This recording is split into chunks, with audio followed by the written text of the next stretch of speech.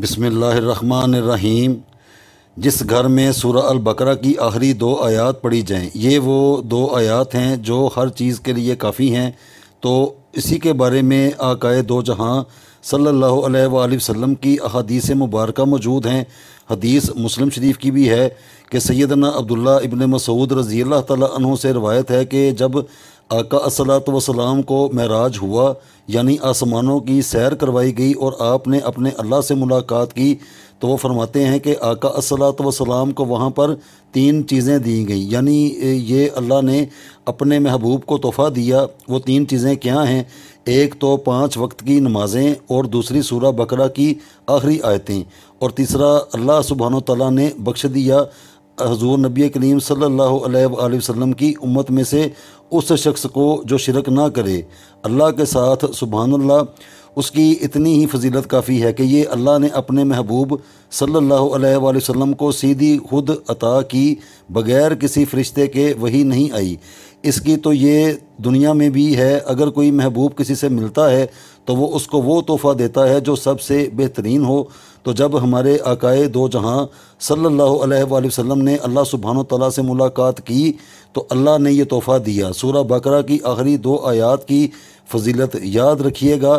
رات کو سونے سے پہلے سورہ بقرہ کی آخری 2 آیات پڑھنے والا ہر آفت سے محفوظ رہتا ہے۔ یہ بخاری شریف کی روایت ہے۔ حضرت عبداللہ ابن مسعود رضی اللہ تعالیٰ عنہ فرماتے ہیں کہ ہمارے آقا دو جہاں صلی اللہ علیہ وآلہ وسلم نے فرمایا، جس نے رات کے وقت سونے سے پہلے سورہ بقرہ کی آخری 2 آیات پڑھ لیں وہ اس کے لیے کافی ہوں گی۔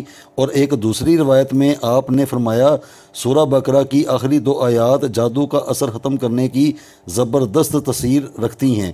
اور اسی طرح فرمایا، جس گھر میں مسلسل 3 راتوں تک سورہ بقرہ کی آخری 2 آیات پڑھی جائیں، شیطان اس گھر سے بھاگ جاتا ہے، یعنی اس کے قریب نہیں آتا۔ حدیث کے الفاظ ہیں، نعمان بن بشیر رضی اللہ تعالیٰ عنہ فرماتے ہیں کہ آقا الصلاۃ والسلام نے ارشاد فرمایا کہ اللہ سبحانہ و تعالیٰ نے زمین اور آسمان پیدا کرنے سے 2000 سال پہلے ایک کتاب لکھی۔ اس کتاب کی 2 آیتیں نازل کیں اور انہی دونوں آیتوں پر سورہ البقرہ کو ختم کیا۔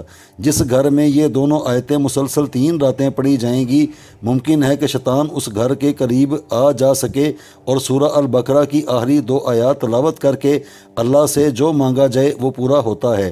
یہ مسلم شریف کی روایت ہے۔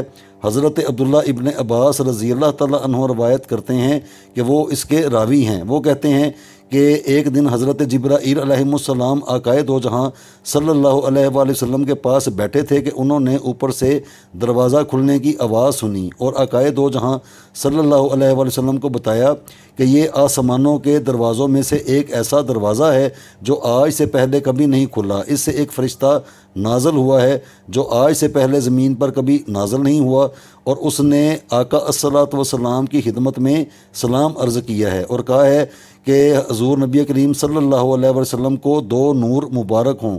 یہ خوشخبری دی اس نے، یعنی ایسا دروازہ کھلا آسمانوں کا جو کبھی نہیں کھلا، اور ایسا فرشتہ حاضر ہوا جو کبھی بھی اس سے پہلے زمین پر نہ آیا، اور اس نے خوشخبری دی اور کہا یہ 2 نور مبارک ہوں کہ یہ حضور نبی کریم صلی اللہ علیہ وسلم سے پہلے یہ 2 نور کسی نبی کو آپ سے پہلے عطا نہیں کیے گئے۔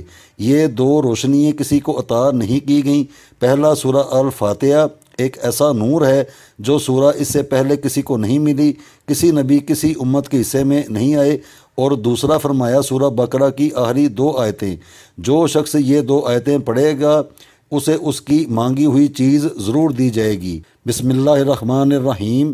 آمن الرسول بما انزل الیہ من ربہ والمؤمنون کل آمن باللہ وملائکتہ وکتبہ ورسولہ لا نفرق بین احد من رسولہ وقالوا سمعنا واطعنا غفرانک ربنا والیک المصیر۔